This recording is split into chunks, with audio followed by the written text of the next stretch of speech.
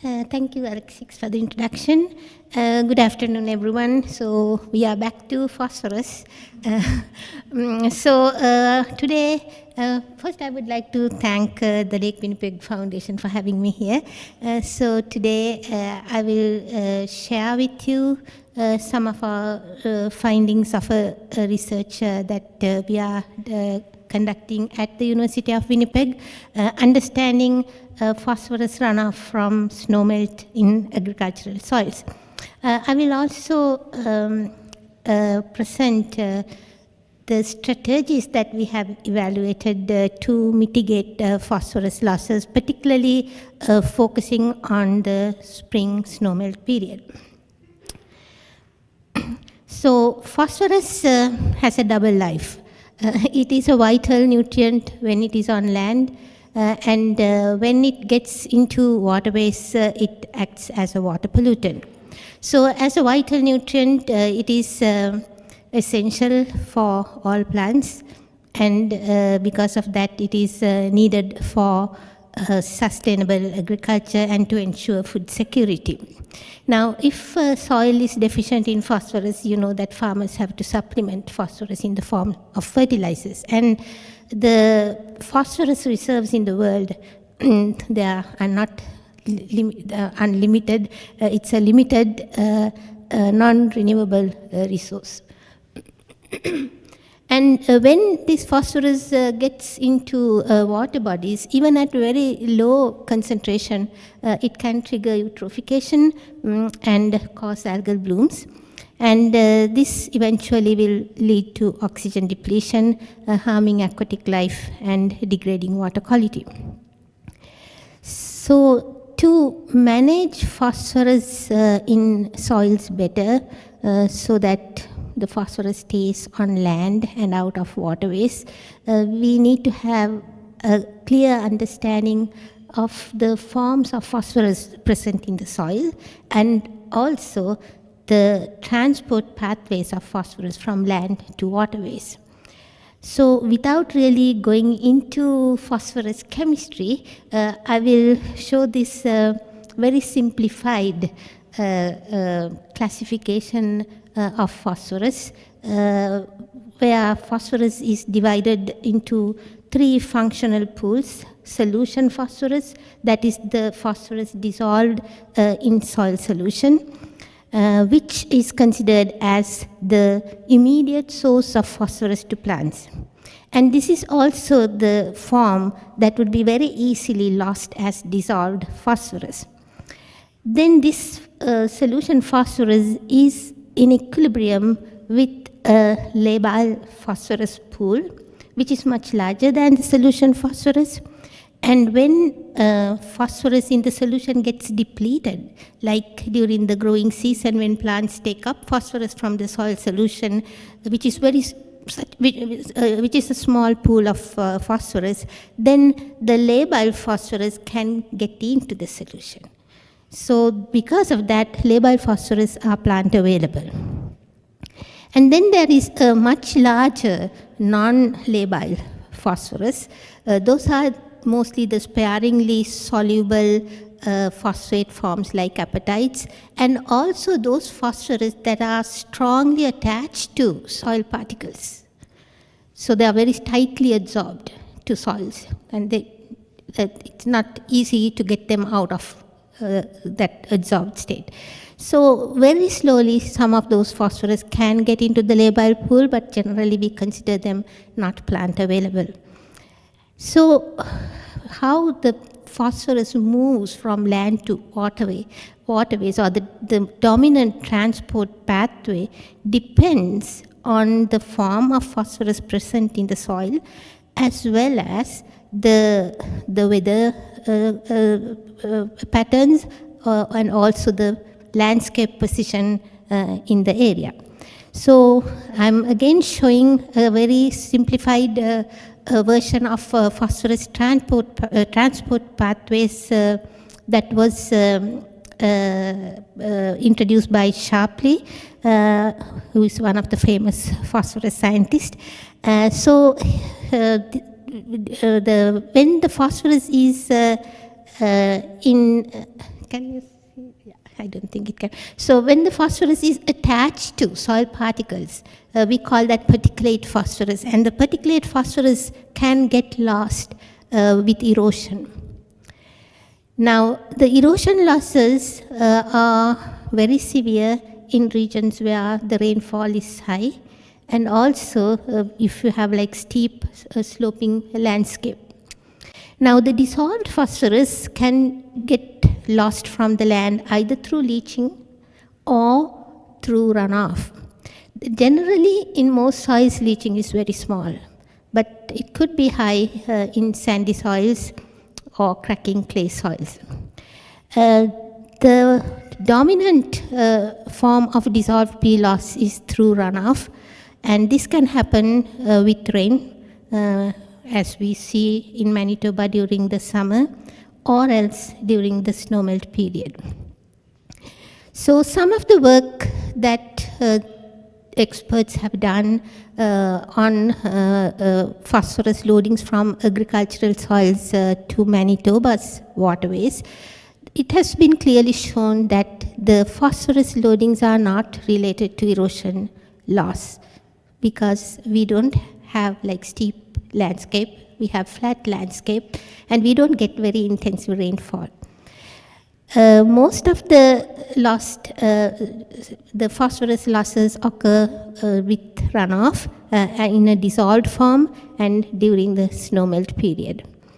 And we know that during the snowmelt period, the soils are flooded, and sometimes the flooding could be prolonged from few days to about few weeks. And when the soils are flooded, because of the overlying flood water, the soil underneath gets reduced or anoxic or anaerobic, so lack of oxygen. And that leads to a lot of redox reactions that can release phosphorus to the overlying flood water. So I'm showing you a result that of one of our own lab, which we did, I think about more than 10 years back. We used about 12 different soils collected from Manitoba. We flooded these soils and measured the floodwater phosphorus concentration over time. Now, what you can see is that with flooding, in some soils, there was a tremendous increase in phosphorus concentration in floodwater. So, and we found this happening in some soils, but not in all soils. And also another interesting that we found, for example, if you compare the last two soils, or no, the 1, 2, 3, 4, 5, 6, 7, 8, 9, 10 and 11. The 10 and 11, they have almost the same the phosphorus concentration on the day 1. But after about 3-4 weeks, the number 10, the concentration went so high, but not in number 11. So what I'm trying to say is, just looking at the initial soil test phosphorus or initial water concentration in flood water, we cannot predict what it is going to release over the flooding period. Now, we did similar studies with manured versus unmanured soils. We saw a similar response to flooding in terms of phosphorus release. The manured soils had higher concentration, but even unmanured soils over time of flooding release substantial amount of phosphorus to overlying flood water. Now, these studies were done under room temperature conditions, more like summer flooding. So we wanted to see whether if we flood under cold temperatures, whether we would see similar results. So this is another research that we did where we compared what you have at the bottom is the room temperature, which is the summer flooding. And on top, we have two situations where in one, both the flooded at low temperature, either after freezing the soil or without freezing the soil. Now again we saw higher concentrations when we flood at room temperature, but even at low temperatures, substantial phosphorus increase was happening in some of the soils. Excuse me. So this snowmelt phosphorus loss is a challenge under cold climate conditions, and it is now known that excuse me, most of the conventional best management practices, I still have a leftover cough that has been bugging me for a long period of time. This is happening at every class I'm teaching. So the snowmelt phosphorus loss is a cold climatic challenge, and we know that the conventional best management practices such as conservation tillage, riparian buffers, those are very effective in reducing erosion-driven phosphorus loss, but those are not effective for snowmelt-driven phosphorus loss. So that is the reason why we feel that new management strategies are needed to mitigate phosphorus loss under cold climatic conditions.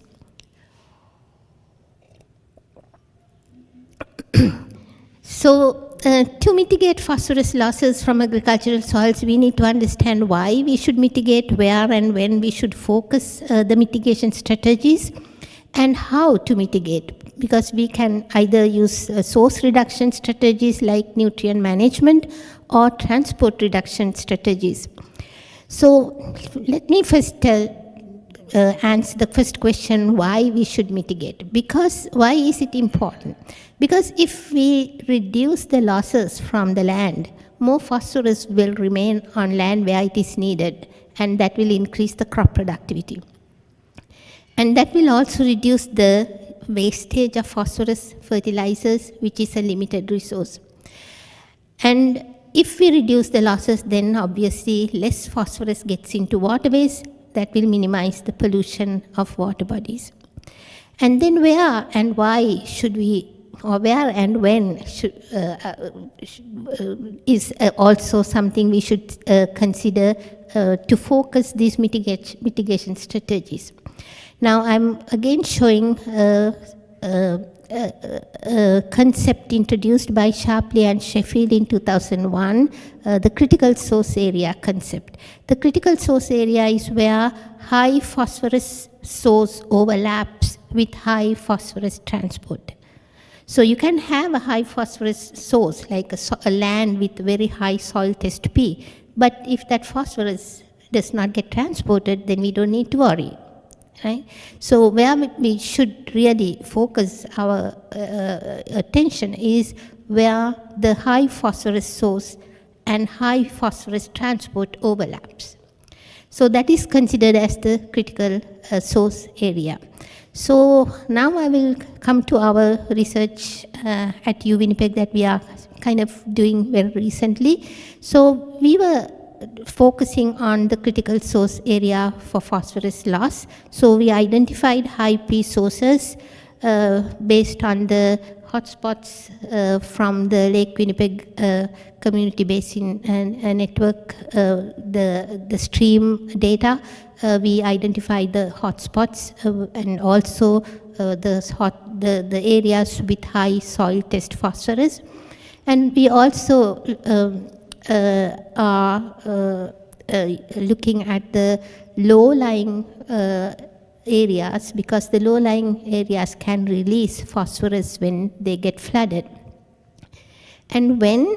During the snowmelt, because that is when most of the phosphorus gets transported. So we are trying to have high P source, high P transport overlap area where we consider as the critical source area. So some of the key findings from our lab or our team working on the Red River Basin in Manitoba, one key finding is we found that the phosphorus loss with the flooding and also during snowmelt is highly variable across the region. So we cannot say that one area is having high phosphorus loss. It's so variable. We also are attempting to reduce phosphorus source using soil amendments. Now, these soil amendments are chemicals that can react with phosphorus and make soluble phosphorus or convert the soluble phosphorus to labile or non-labile forms. And we evaluated soil amendments in the laboratory and also in field, and both under summer flooding conditions and snowmelt conditions. And we tested a range of soil amendments over the last, I think, about 6 years or so. And I'm going to summarize maybe 6 studies are combined here together to get this graph. In this graph on y-axis, I'm showing the percentage reduction in phosphorus released to flood water. If it is 0, that means that it is not effective. If it is positive, that means it is reducing the phosphorus release. If it is negative, well, for some reason the amendment is enhancing phosphorus release. So of the amendments, what we found was ferric chloride was the most consistent and highly effective amendment.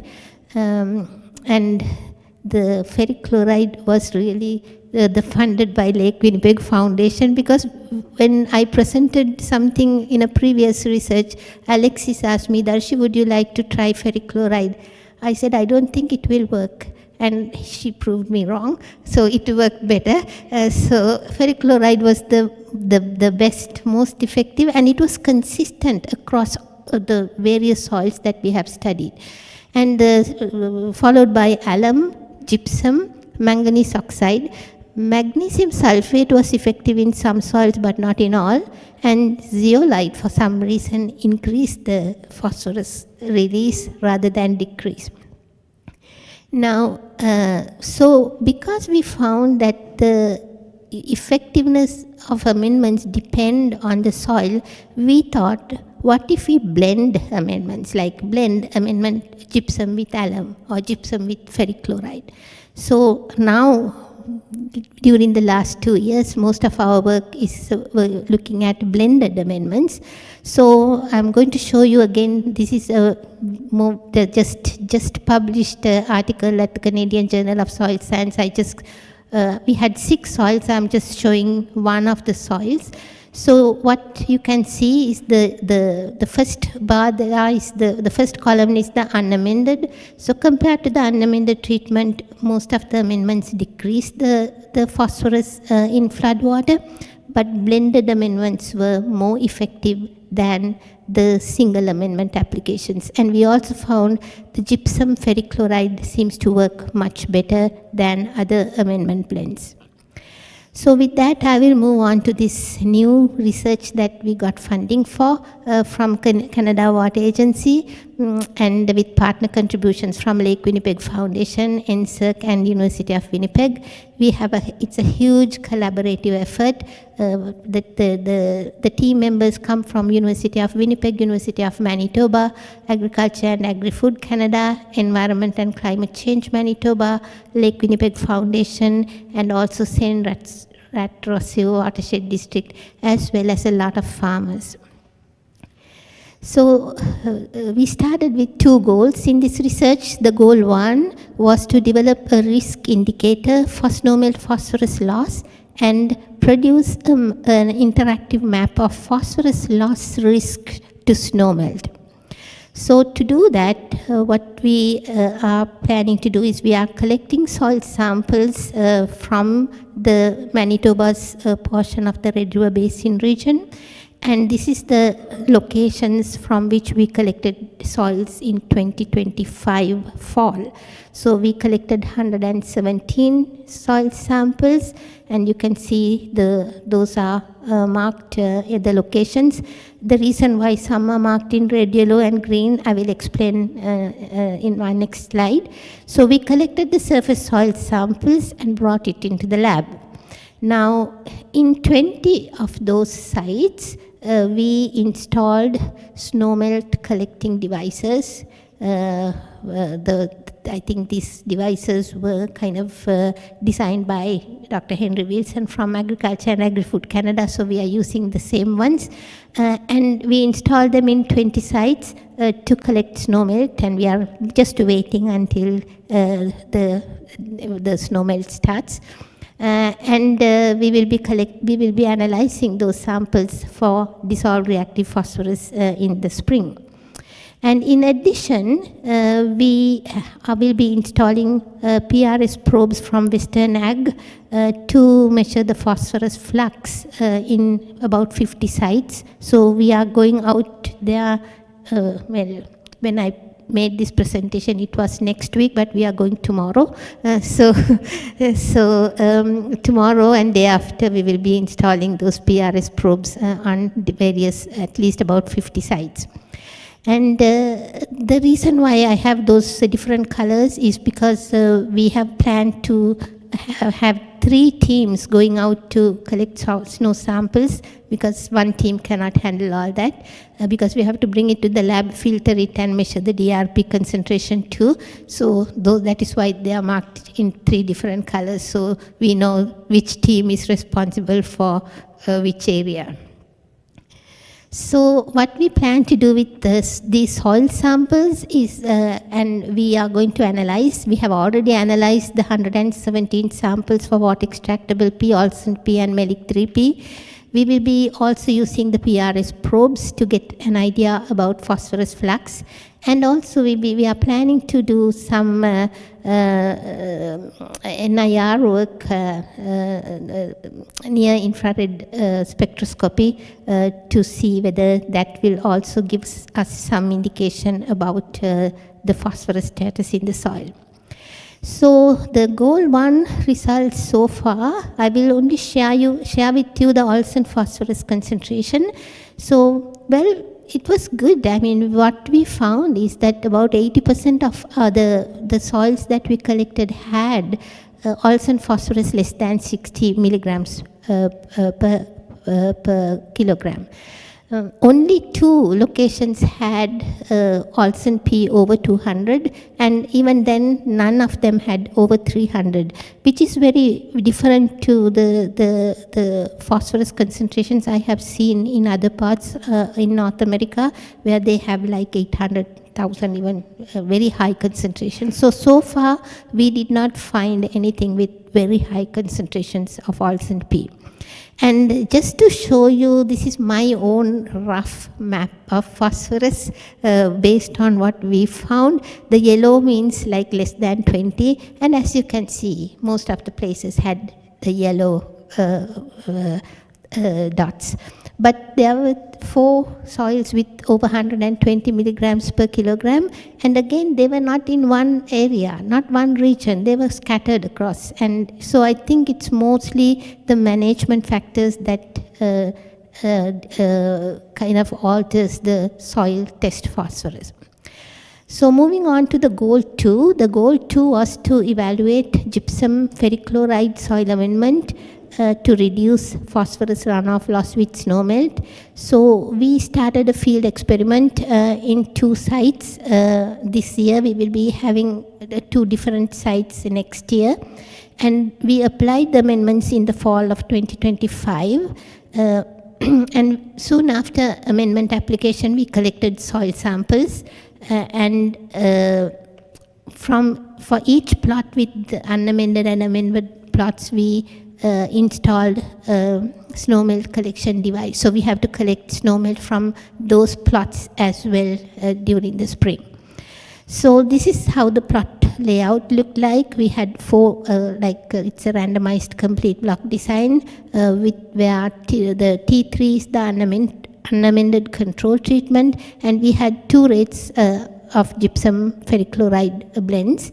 And we had 4 replicates assigned to the 4 blocks. And in each plot, we have installed the snowmelt collecting device. So for the goal 2 results, we already measured the water extractable phosphorus and the Olsen phosphorus from the soils collected from these unamended and amended plots. So the water extractable phosphorus gives us an indication of the phosphorus loss with snowmelt runoff. And what we found was that in both sites, the site 1 is given in black, the site 2 given in magenta color. So the unamended control had the highest water extractable P. The water extractable P in soil was reduced with the amendments. The treatment 1 with the higher concentration of ferric chloride was the most effective, with a significant reduction in water extractable P compared to the unamended treatment. Now, when we look at the Olsen P, which is an indicator of plant available phosphorus, we did not find a significant difference between the amendment treatments. Unamended or amended, they had similar Olsen phosphorus concentration. Now, this is a good thing, because by using these amendments, we are only reducing the potential risk to runoff, but not the availability of the plant. So it will probably not affect the crop growth if we use the same land for the crop cultivation. So next steps, we will be estimating the snowmelt P loss very soon, and with that we are going to use our soil test P measures and develop a risk indicator for snowmelt phosphorus loss. And over the next 2 years, we will do the same and validate our risk indicator, and ultimately produce an interactive map of phosphorus loss risk. And then we can check whether our map will kind of coincide with the stream data phosphorus maps that we have. So our ultimate goal is to identify high risk areas for phosphorus loss during snowmelt. For the goal 2, we will be evaluating these amendments, how they are effective in reducing phosphorus runoff loss with snowmelt this spring as well as next following spring. And we will also evaluate their effect on crop growth and yield. Our intention is not kind of to use these on the entire field area, but only in low-lying areas or maybe close to ditches. But still, we would like to see whether they would have any negative effect on crop growth and yield, and finally do a cost-benefit analysis. So the outcome, expected outcome, is to get a soil amendment blend that will work for most soils. So our ultimate goal is to reduce phosphorus loss with snowmelt from agricultural lands in the Red River Basin area, so that more phosphorus will stay on farmers' fields and will benefit their crop, and less will get into the lakes and cause harm, which will be a win-win situation. So I would like to introduce the research team. We have Dr. I don't have a pointer here, but we have Dr. Nora Kassan, Dr. Doug Golds, and Dr. Srimati Indraratna from the University of Winnipeg, and Dr. Inoka Amarakon from the University of Manitoba, Dr. Brian Weeb from Manitoba Environment and Climate Change Manitoba, and Dr. Henry Wilson from Agriculture and Agri-Food Canada, Dr. Alexis Cano, Chelsea Lobson, and Carl Friesen-Hughes from Lake Winnipeg Foundation, and Chris Randall from Seine Ratrosiu Watershed District. And I would like to acknowledge the Canada Water Agency for the financial support and partner contributions from NSERC, Lake Winnipeg Foundation, and the University of Winnipeg. Also, I would like to take this opportunity to thank all of the people who supported us in connecting us with farmers, all the farmers who supported our research by giving us access to collect soil samples and letting us install snowmelt collection devices, and my team, because our team is kind of like have been working throughout the fall and now waiting, looking forward to the spring snowmelt period, all the grad students and the summer students and the technicians. Thank you very much for your attention.